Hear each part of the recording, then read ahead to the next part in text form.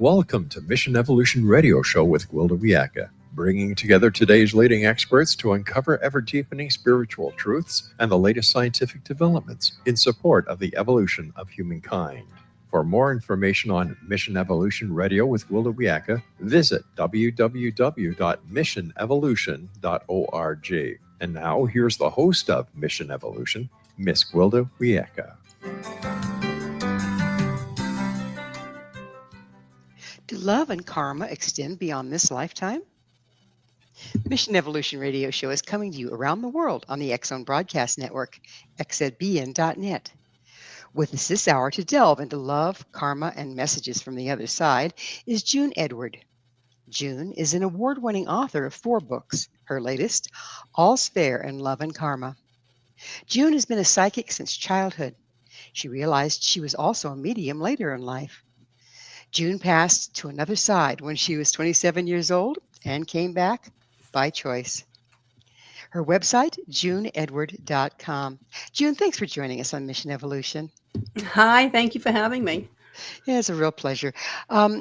So your bio says you've been a psychic from a young age. When did you first find your gift? When did you first notice it? So children are always very psychic, even though we don't realize it. And the first memory that I have is about the age of 3 years old. Oh, goodness, that early. Yeah, it was young. And I remember waking up really early in the morning, hearing someone call my name. And I thought it was my parents. Their bedroom was right next to mine. So I got up and I went over there and they're both fast asleep. So I went back into my bed and I'm lying there and I start realizing that there's faces all over my room. And it scared the heck out of me. I pulled the sheet up over my face, and the room I was in, when the sun would come up, it would hit me first. We called it the sunroom. And I started seeing like shadows, like face to face with the sheet. And it was very, very frightening. I can imagine at 3. How long did it take you to get out from underneath the bed? I didn't sleep in there for a while after that. I remember for a long time I slept on the living room couch because I was just afraid to sleep in there. All right. 3 is awfully young to even have memory. Do you have a lot of recall from your younger years? I do, but not before 3. 3 is when I've been able to kind of pin my earliest memories. And how frequent were the episodes? Can you remember? So I didn't realize a lot of it were things that were happening. It's like I'd see people pass through the house, but I wasn't really paying attention that they don't live here. You're 3. So it's exactly. You kind of let it go. And, then I would talk to an older brother or my sister about it a little bit and they'd laugh. I don't know if they saw them or not, but they'd tell me that they were the people that lived there and that they died on the property in one of the houses on the property. So it would happen a lot. And as I got older, I just started to know everything that was going to happen before it happened. What were the challenges of being that psychic as a child? It's very unnerving. You become a loner. When I got into school, I would start telling my friends things that were going to happen before it happened. And I just got labeled the freak. So, I developed all kinds of nervous tics. I'd bite my nails and twirl my hair and blink my eyes rapidly and kind of stay by myself a lot. I didn't know what to do, to be honest. So at that point, when you were in school, was it like half the people out there weren't real people?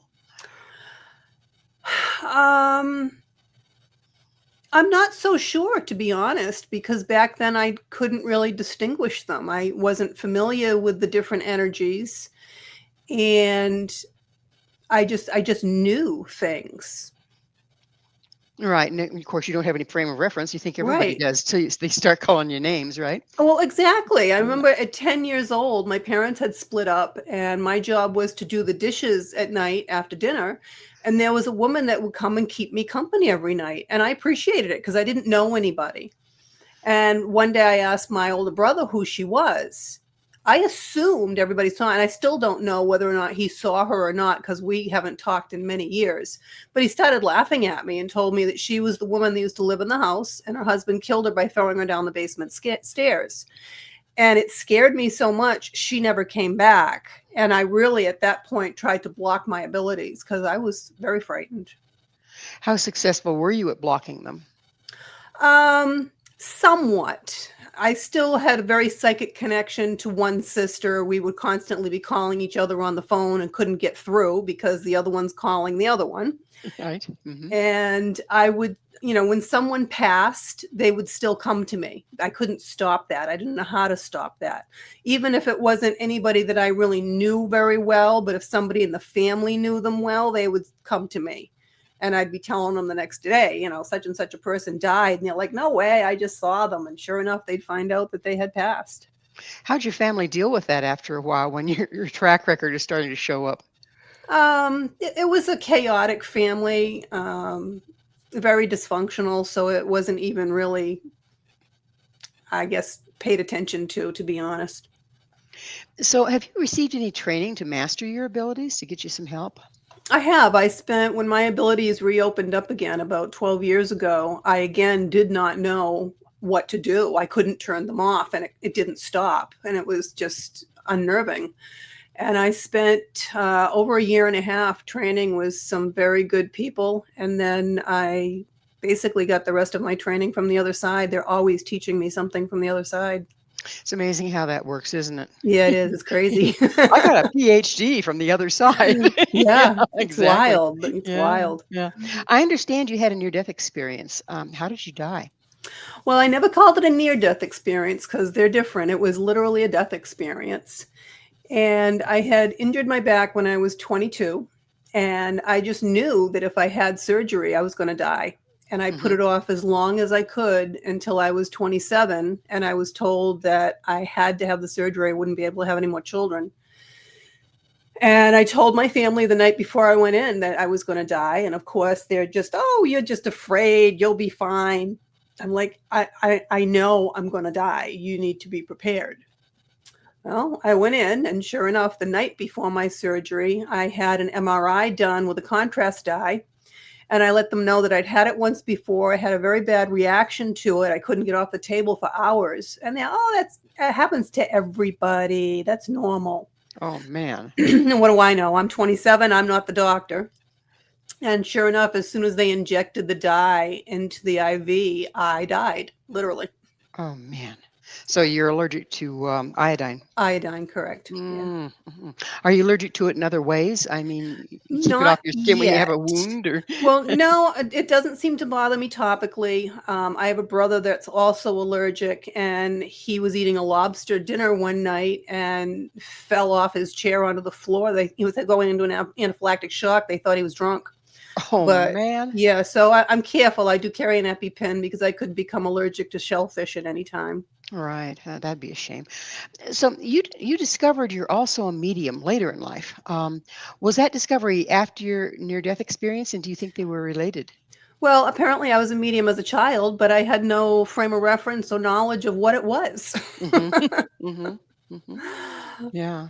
So the mediumship piece, have you found that the ghosts tend to be tied to a place, or do they just enter and exit out of people's fields rather than being tied to a location? So there's lots of everything when it comes to ghosts. I just call them lower vibrational entities because they're literally just souls that don't have a body. They have not gone into the light, and they have the same energetic vibration as we do. So when you talk about energy, vibration, frequency, it's all different words for the same thing.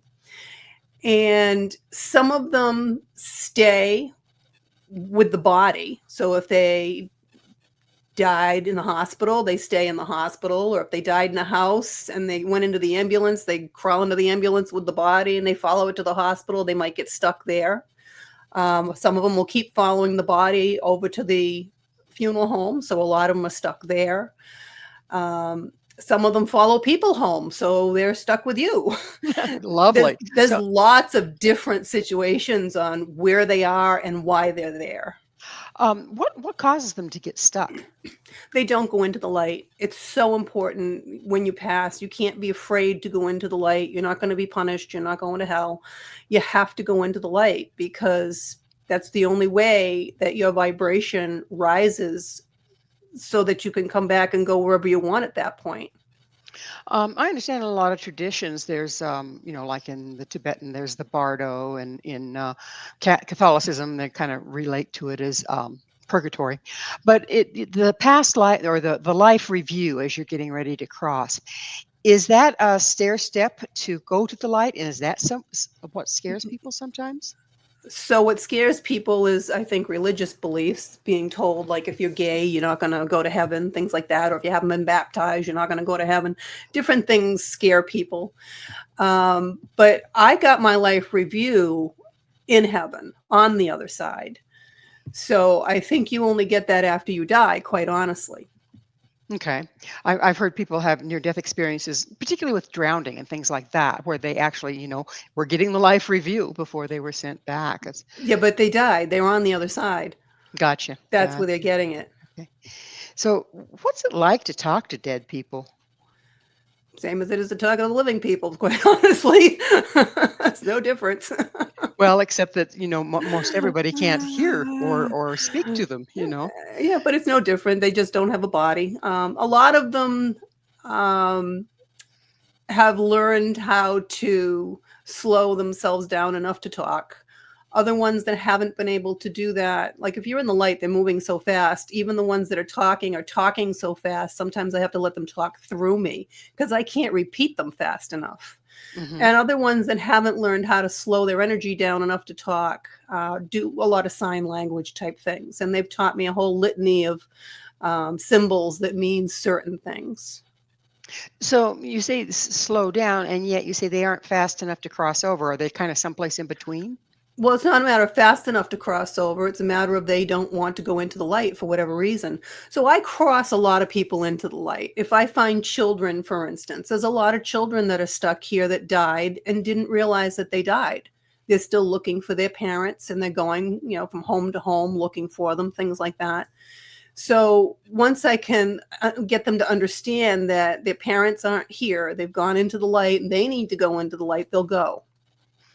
Okay, so they're basically not so much afraid, but just confused. Right. There's a lot of people, there's different situations for a lot of people as to why they don't go into the light. I've found homes full of immigrants, Italian immigrants, Irish immigrants, and energy is collective. So if there's one ghost there or lower vibrational entity, more gather. They find each other. And they've gone back to these homes because it was a safe place for them when they were here, because they came here illegally and they're living in fear when they're here. And so they collectively gather after they pass. And I've found, attics and basements with probably upwards of 100 to 150 souls in them.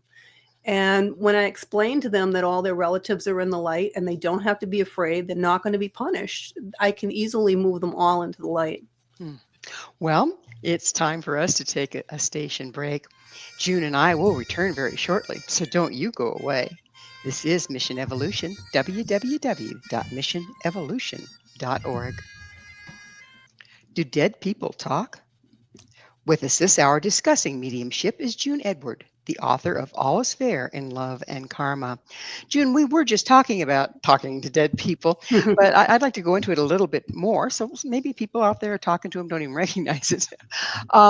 Do you literally hear it like you hear me speaking to you now, or do you hear it in your mind's ear, so to speak? So it's telepathy. So it comes through my mind when they're speaking, unless it's, if they're giving me symbols, then I'm just watching them give me the symbols.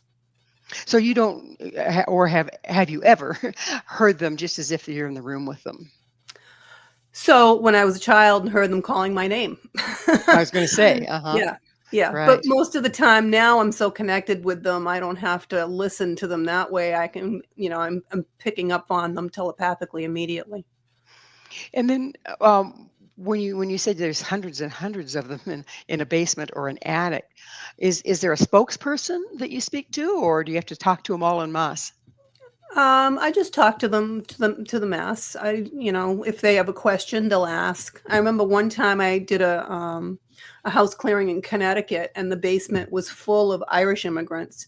And there happened to have been a demonic activity. There was a demon that was in the house. That was the reason I was called out. And they were there before the demon, but the demon was feeding off of their fear. So he was the one telling them they couldn't go into the light because they'd burn up. So, what's the difference between a demon and a disembodied spirit? A demon is literally evil. It's working for evil. And a disembodied person would be just you or me without a body. It's just your soul. So, what's evil exactly? So if you believe in heaven, you have to believe there's a hell. If you believe in a God, you have to believe that there's a devil. Everything in the universe has to stay in balance. So there would have to be. The only two ways, to my knowledge, that you end up in hell is if you've sold your soul to the devil, or if you've taken a human life and you have no regret and no remorse. Those are the only people that I've been able to not bring through from the other side, and I believe it's because they are in hell. Sounds Now, pretty. Go ahead. evil. There's a huge war that's been going on in the world, and it's been going on for thousands and thousands of years, and it is the war of good and evil. God wants your soul, the devil wants your soul. That's the bottom line. And you can tell the difference with evil. It's just like when you walk into a room and there's a party going on and the vibration's really high and everybody's happy, right? And then you walk into a funeral and everybody's crying and the vibration is really, really low. When you meet someone who is possessed by a demon or you're in the presence of a demon, the vibration is so low, you literally get that sick feeling in your stomach like you're going to throw up. So you, feel nauseous. It's horrible. It's absolutely horrible. It sounds pretty wretched. Yeah. Is that because it's such a disparate frequency? So It is. I don't know what frequency they're at, but it's extremely low. gotcha. So how did your NED impact your gift? I believe that I can connect as quickly as I can, and that I'm as connected as I am because I've been in the light and I've come back from the light. In fact, when I'm presented with anything that's demonic, I make it very clear that I've been in the light, and it makes them very afraid. Okay. Again, because the incompatible frequency. Do you think that going into the light and then coming back gives us access to a wider bandwidth of frequency? I believe it does. I believe it raises your vibration exponentially, because when you look at the speed of light, again, the frequency of light, it's, I don't know, like 39 million miles a second or something like that. It's ridiculously high. And that's the vibration that I came back down with. So I'm not at that vibration now, but I'm definitely higher than what a normal vibration would be. I would imagine it'd be kind of hard to stay in a physical body at those higher frequencies. Well, what happens is it's tough to stay grounded. And I still have that issue and problem. I find a lot of times is staying grounded good enough because my vibration, my vibration is so high. So for those of us that have had the experience of bumping into spirits, um, there's the good, the bad, and the ugly. How do you know that someone speaking to you has crossed and come back and has good information, or possibly under demonic influence? Again, it's the energy. Like I said, when you walk into a birthday party, you can feel that high energy. And when you walk into a funeral, you feel that lower energy. You have to get your body to start recognizing the differences in the frequencies. So it comes in through the body. You feel it in your body, absolutely. So you say we're here to learn lessons. What are those lessons? The first one is self-worth.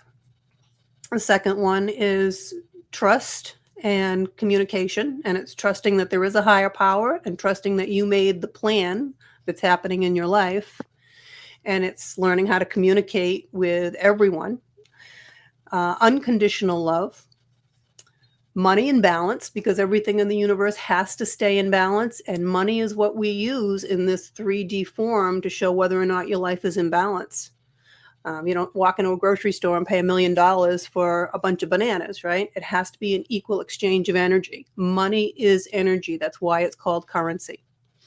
And then patience, because we live in a world of instant gratification and everything comes to you when it's supposed to come to you. Let's talk about the life's plan. Okay, I think a lot of us at this point would like to have read the small print. Okay, Yeah. who who makes the life's plan? You make it, and it's very, very complicated and very, very complex. I don't know the time frame that it takes, but it does take quite a bit of time to make it because you have to determine what you're coming back for to begin with. It's always a little bit of a mini vacation because when you're on the other side, you don't have a body and there's lots of things you can't do and you can't enjoy. You're supposed to be enjoying this life, believe it or not, people that forget that. You're supposed to be collecting your karmic debts that you've created in previous lifetimes and paying back the karmic debts that you owe. And there's nothing wrong with karma. It's always for your highest and best. In fact, if you had stolen money from someone in a past life, they're not going to necessarily come and steal from you in this life. They're going to maybe be your boss and teach you the value of money and how things work. Then you have, we're talking about the lessons, right? Mm-hmm. What was the specific one we were talking about? You were talking about balance and karma. Okay, so the balance. Oh, the plan, the plan. Mm-hmm. So what I've heard, because I've talked to a few friends that had taken their own life on the other side, and they can't come back until they've gone through a lot of counseling and determine why they did that when they were here, because it's never part of your plan. And when they do that, they let everyone down. So every archangel has a soul group, and every soul group reincarnates with that entire, bunch of people. And there's hundreds of millions of people in every soul group, but it's who you choose to come back with in this lifetime. And then you work with the angels themselves to determine this plan of what you're going to do, who you're going to be, what lessons you still need to learn or reinforce, or who you're going to help with their lessons. So there's lots and lots of reasons. So it sounds like a bit of a co-creation, what your life plan is going to be from time to time between you and the counselors and the angels, right? And the other people that are coming back.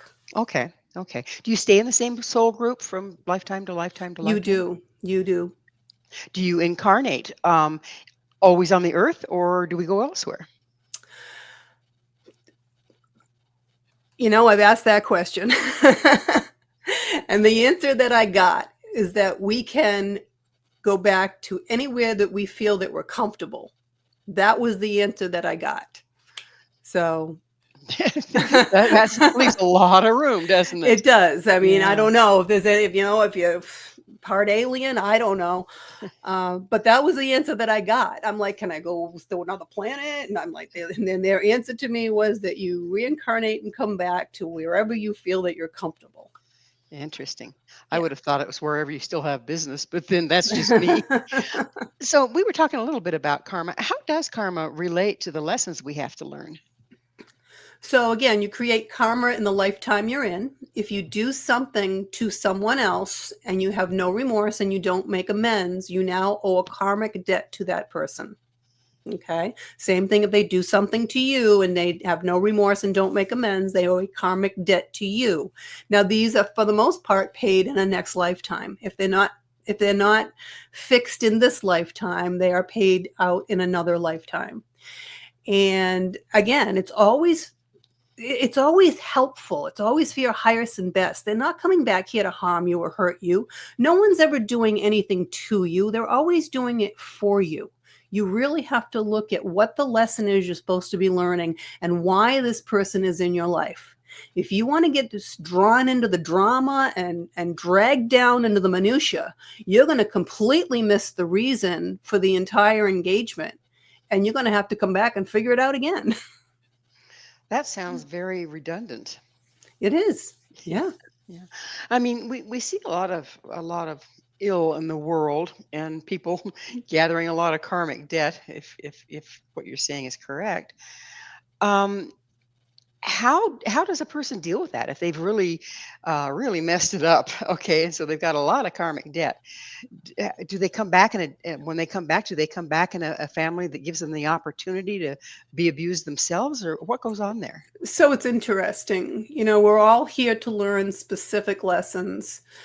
We all have to learn those same 5 lessons that I said for our soul to be able to advance on the other side.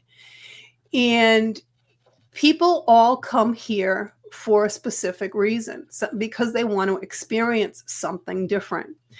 I had a sister that died about 10 years ago, maybe 11 years ago now. I'm And she sorry. had a horrible life here. She was physically abused, mentally abused, sexually abused. She lived with nothing. She lived a life of poverty, literally.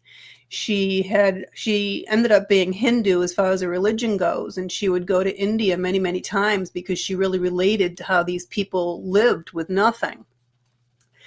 And I asked her probably about 6 months ago on the other side why she would come here to live that kind of life. And even her death, she suffered so much. She didn't have health insurance. She had moved out of the district in California, so her health insurance was no good, so she didn't have pain medication.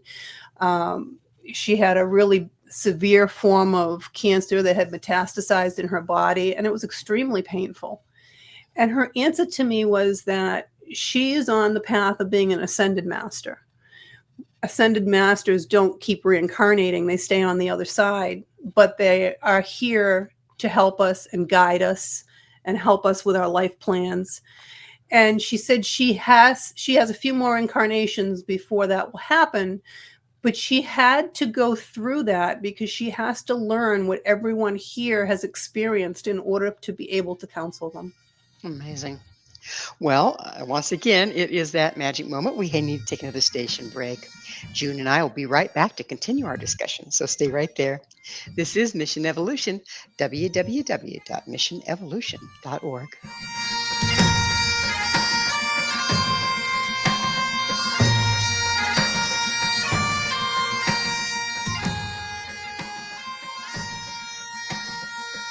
One people, one nation, searching through the night. One people, one nation, searching for the light. One people. I've been broken, shattered, cast to the wind. I am scattered upon the wind. Boy. I've been broken, shattered. Are we stuck with our karma? This is Mission Evolution, missionevolution.org. With us discussing life's lessons is June Edward. Her website, juneedward.com. June, do we kind of get stuck to karma even though there's certain lessons that we're supposed to learn, to where we just kind of get in a recycle mode because we haven't learned the lessons? Some people do, and I think it really has to do with how advanced your soul is. So, they described heaven to me. I've only been able to go back and forth to the 5th dimension, which is the lowest level of heaven, and that's where I went when I died. But they described it to me that it's like a layer cake, and that you go to the level based on your belief system and how advanced your soul is. So in order to continue your advancement of your soul on the other side, you need to work on the lessons. But if you're not doing that, yes, you're going to be stuck, and you're not going to be getting rid of those karmic debts that you owe to other people, and you're not helping other people at that point. There's something that's always kind of confused me. I don't know if you have the answer to this or not, but there's, from time to time, we have huge fluctuations in population on the planet. Okay. From very, very few Mhm. people, very isolated, to what we're looking at now and probably beyond. How does that fix in with people coming and going? I guess more people want to be coming back. It's a strange thought, isn't it? Yeah, it's like I've always asked how a new soul's made and why, and they've still never answered that question. There's nothing new under the sun. Okay. Um, I understand that you believe in reincarnation. However, do you believe that we always reincarnate as human? We don't, in fact. And when I was writing my first book, people kept asking me if we can reincarnate as plants and trees. I'm like, I don't know. Let me ask. So I went back on the other side and I asked, and I did not get any answers. So sometimes I don't get the answers right away. Sometimes it comes in different ways. But I went back into my own Akashic records, which is your book of life, book of all your lives. Every religion talks about the book of life, and everyone has a book of life. It's called the Akashic record. And I had a dog at the time that had been my son's. He was in the service, and he'd found this dog as a puppy in a box on the Mexican-Texas border. Oh, And a beautiful dog. He had him for 4 years. And his wife was really afraid of the dog. Every time he deployed, she tried to give it away, which we didn't know. And when they had their first child, she refused to keep the dog and made him get rid of it. And, I've always been afraid of big dogs myself. I'd never had a big dog. But from the first minute I saw that dog, we were in love. This dog was all over me. I just loved this dog. And I took him for 4 years, and it still breaks my heart today to think about the loss, because he was just an amazing dog. So I went back in my records to see why is this dog such a connection to me? And I love him so much. Why? So I went back, and it ended up that he had been a man in one of my past lives, and my son was my father in that lifetime. And we saved this man's life. And he came back in this lifetime and spent 4 years protecting my son, and 4 years when I really needed him before he had to die. amazing. Yeah. So you mentioned you have a 100% success rate in bringing through souls from the other side. How do you calculate that success? Anybody that anybody wants to talk to, I've been able to bring through so far. Okay. Except for one little girl. She was a murder victim when she was 8 years old, and I could not bring her through. And her family from the other side came through to say that she had reincarnated almost immediately, which is rare. So she was in another body here. Interesting. So somebody built some karma on the other side of that little equation, didn't they? Oh, yeah. So how do you prove the accuracy of your readings? By the person that I'm doing the reading for. It's funny, I did a reading for a gentleman in Germany a couple of months ago. And when I was done with the reading, he says, I have to let you know. He goes, I wanted to see how accurate you were. He goes, so I had 28 questions that I wrote down. He goes, and you were very accurate on 26 of them. The other two, I don't think so, but I'm not sure. So then he got back to me a couple of weeks later. He goes, oh, you were accurate on the other two as well. I asked my mother. Amazing. Amazing. Okay, so you say you're working directly with angels and guides and departed souls. Where do you find these helpers? And how do you know which ones are helpers and which ones aren't? They're all helpers. You just have to ask. So anybody can ask. If you want to find a parking spot, ask the angels to find you a parking spot up front. I get one every time. When I was writing my first book, they wanted me to write another book, which ended up being my first book after all, The Night on the Other Side. And I was asking, I'm like, if you want me to write this book, I'm really busy. And my mom's dying. I'm taking care of her. I'm working. And I said, well, you're going to have to help me. You're going to have to send me someone who can help me write this book. And they did. I don't know who it was they sent me, but I was able to do it and publish it in 6 weeks. Oh, goodness. Yeah. That's pretty amazing. Yeah. So All you have to do is ask. are there malevolent as well as benevolent spirits, and how do you tell them apart?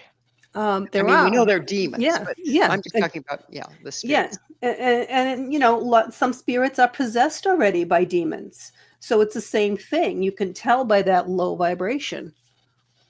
How frequently are people already possessed by demons? It happens so often. It's unbelievable. There's so many of them. I used to own a bar, and I have a picture in my phone that was taken by one of my bartenders, and she has seen an orb fly through the building, in front of the bar.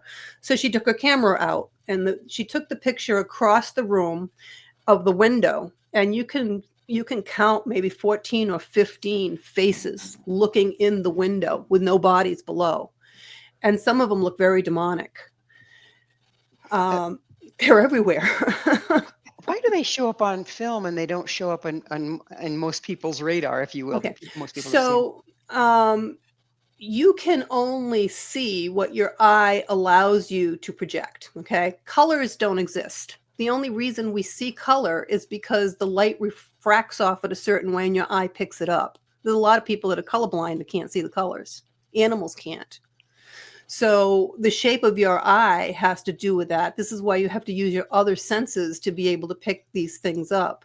Everybody's walked into a room, right? And then felt like somebody was looking at them, right? And they turn around and sure enough, somebody's looking at them. So you have to really start tapping into your own other abilities to be able to pick up on things. You feel, sometimes you'll feel a sudden temperature drop in a room. And if there's a lower vibrational entity around you, that will be a cold spot because they're not moving at that high vibration. If they're at a higher vibration, it's warmer. If an angel shows up in the room, it's very, very warm. When I'm doing mediumship for people, my body, my cell structure, your vibration raises, all that stuff, I get very, very hot. When I used to do on stage work, I would think I was going to catch on fire. It was so hot. All the lights in addition to that, huh?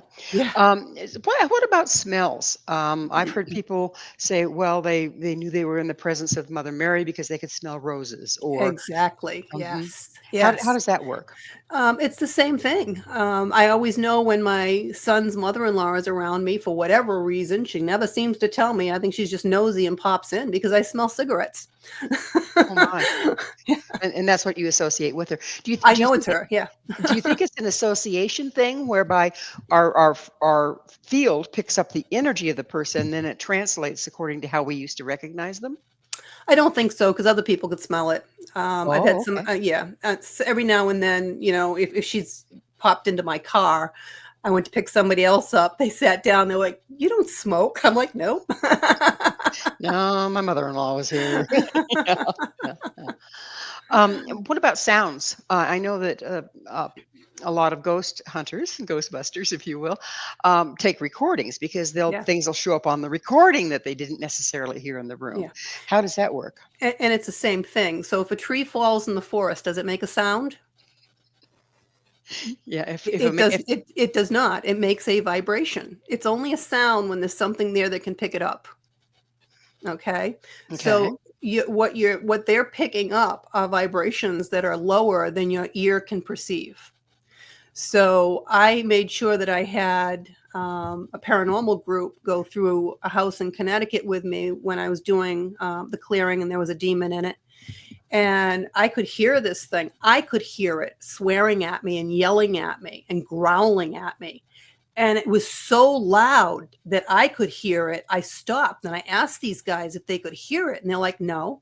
I said, see if the recorder picked it up. Sure enough, they played it back on the recorder. That scared them. I'll bet it did.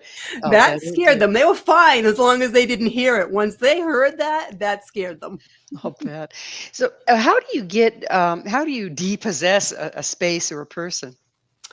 So I call in angels, and I also call in sometimes Mother Mary. I'll do prayers, and I will either use sage because they don't like it, or I'll also use holy water and cleanse the area that way and let them know that they're not welcome and they have to leave.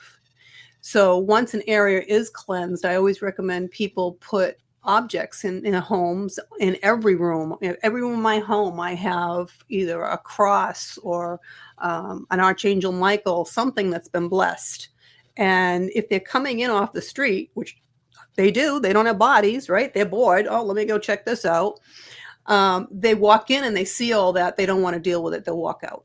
The same thing on your body. Everyone that works with me, I let them know they should be wearing some religious artifact around their neck that's visible, that's been blessed. And they gather everywhere, just like they wanted to come in my bar. When they don't have a body, they want to go to places they used to hang at, places that are fun when they were alive. But a lot of them want a body. And I see a lot of people that have attachments on them. And to me, I can see it looks like they're giving a piggyback ride to a dark shadow. That's what it looks like when I see them. But if they see that around your neck, they're less likely to bother you. They'll go to the next person they don't feel will give them a fight. So, is it if a person's wearing a religious article around their neck, does it have any power, or is it their belief in that religious article that gives it the frequency? It does have power. There is energy in every object. This is how The name of it is escaping me at the moment, but you can hold on to an object and then you can pick up everything there was to know about that object. Where did it come from? Everything holds energy. There's energy in everything. So it sounds like what you're doing when you're trying to get rid of demons is battling them frequency wise, just bringing in enough high frequency that it's uncomfortable for them. Absolutely. They don't be any way around it. Incompatible again. Hmm. Also, thought came to me that the ones that hang out in bars do they possibly hang out there because people are getting drunk and dropping their frequency and becoming available? Absolutely. Yeah. Yeah. And that's where most people get their attachments from, either in bars or restaurants. And that's why alcohol used to be called spirits, because it lowers your vibration and you end up with a spirit attachment. Delightful. Well, it's time for us to take a station break again. Please stay with us as Jude and I continue to explore messages from the other side. This is Mission Evolution, www.missionevolution.org. One people, one nation, searching through the night. One people, one nation, searching for the light.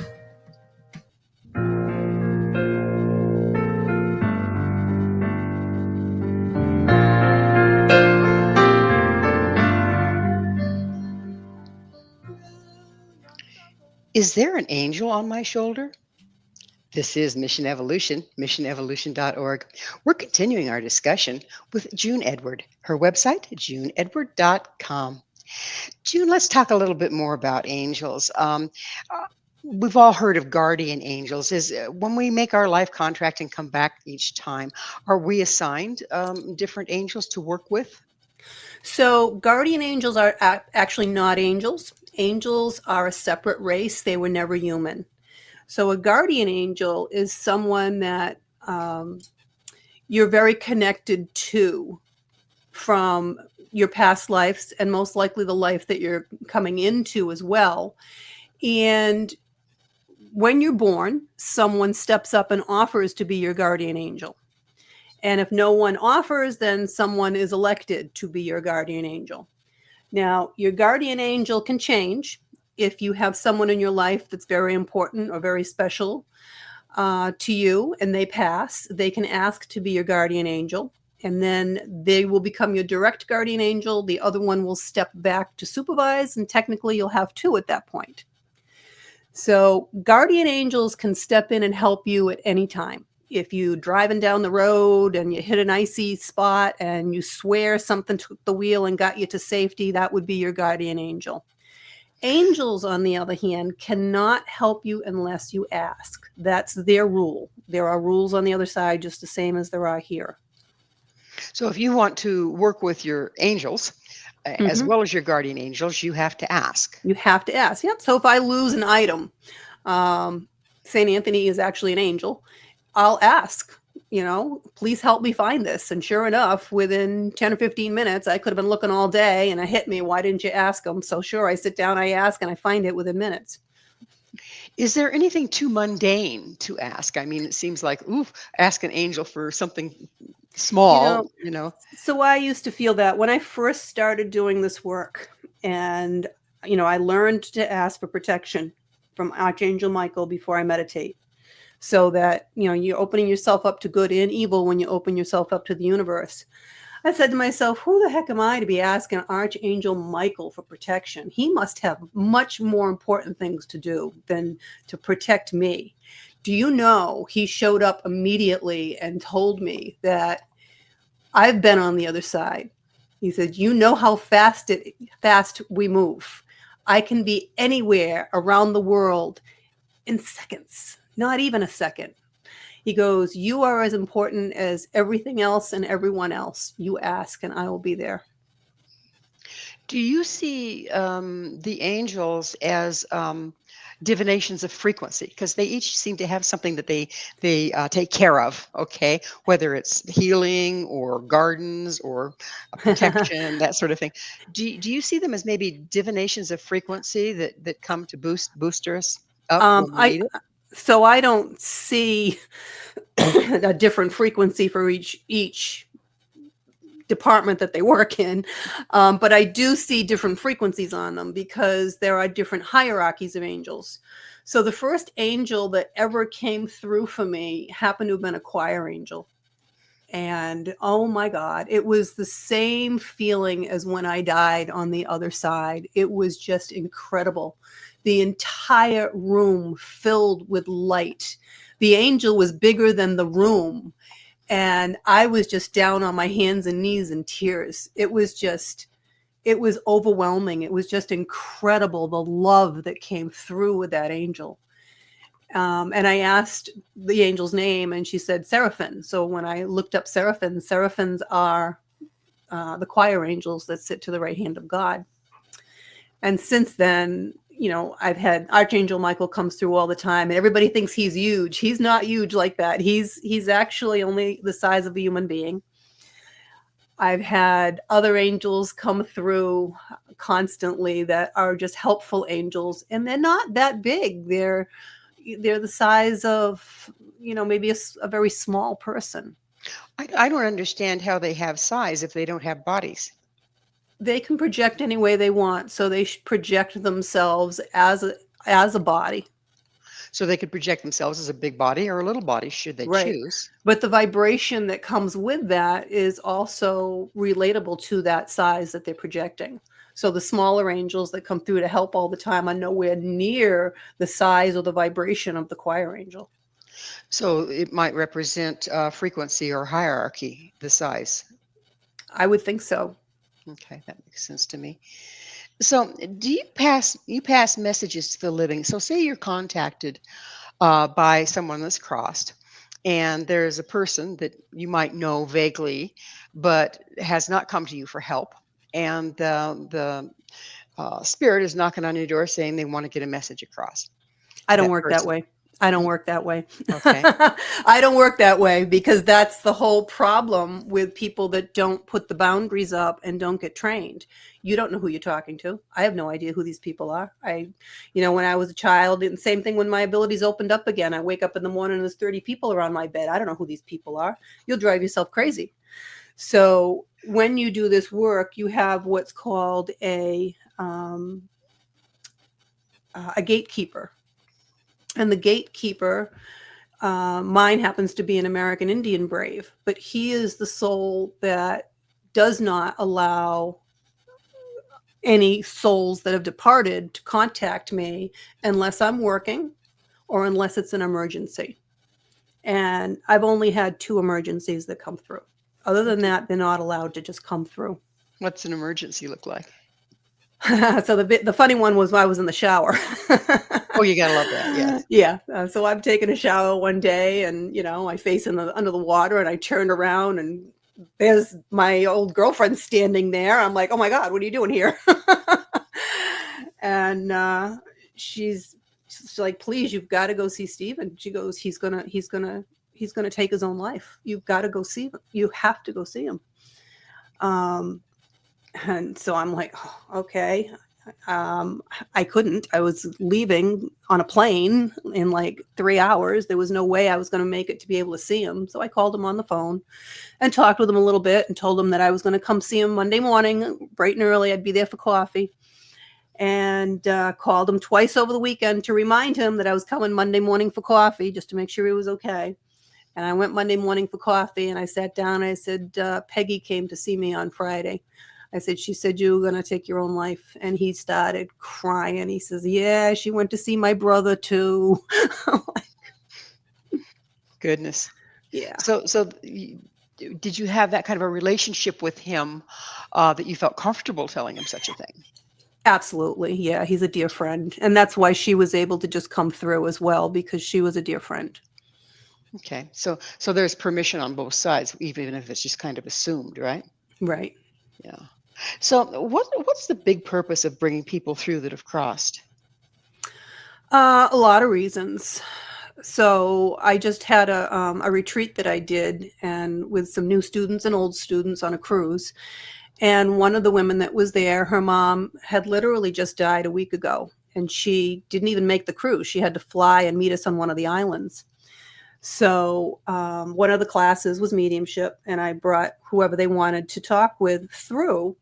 And obviously, her mom had been standing in the room the whole time, and she wasn't ready to talk to her until I'd talked to a couple of other people. And then she's like, is she going to leave? I said, no, she's not going to leave. She sat down beside you. She's fine. But when it was time to talk with her, she wanted to know if her dad was with her. And everybody thinks that once you die, oh, all your family just gets together and has a big party. It doesn't work that way. Everybody's doing their own thing on the other side, whatever that may be that they want to be doing. So as soon as you ask for them or think about them, they show up immediately. And as soon as she asked about her dad, he showed up immediately. And I see this very handsome soldier in a tan uniform and, hat on walk into the door. And I described him. She's like, that's my dad. And he sat down next to her mom. And apparently they were very much in love when they were both alive on this side. And they hadn't seen each other. He died 30 years prior, and he didn't know she had passed. So as soon as he saw her, the two of them were just, they're hugging each other and they're talking, and they're just ignoring us at that point. Well, yeah, you hear all the stories about your relatives are standing there waiting to usher you across. That doesn't add up, does it? Well, Doesn't add up. some are. And one of the things that I do is I volunteer for NODA, No One Dies Alone. So if someone's dying in the hospital in hospice and they don't have family and no one's there with them, I go in and I can telepathically talk with them, and I can, talk to them about who's in the room. And there's always family. There's always somebody, cousins, friends, their parents, somebody's in the room waiting to help cross them into the light. And Archangel Michael is always there as well.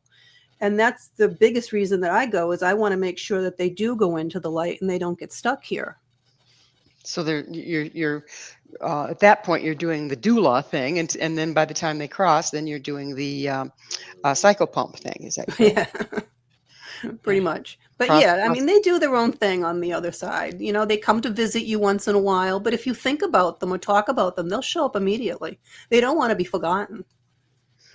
Who wants to be forgotten, right? Nobody. Yeah. They're the same people on the other side as they were here. They just don't have a body. So, do you charge for your services? Absolutely. Hmm. Everything has to be an equal exchange of energy. If it's free, then it pretty much has no value to people. Yeah, people will take advantage of it, won't they? Yeah. So, how do you see mediumship helping us evolve as human beings? I think it helps us connect much better and understand each other much better. There is, the only reason that there's a divide between the other side and this side is because people are afraid to connect. And when you live in fear, you can't connect to your soul. It's that simple. And the opposite of love is not hate. The opposite of love is fear. Oh, interesting. I hadn't put it that way. Well, it's the time in the show that we're just about out of time, and I don't want to let you go before I ask you, what's your mission? To help.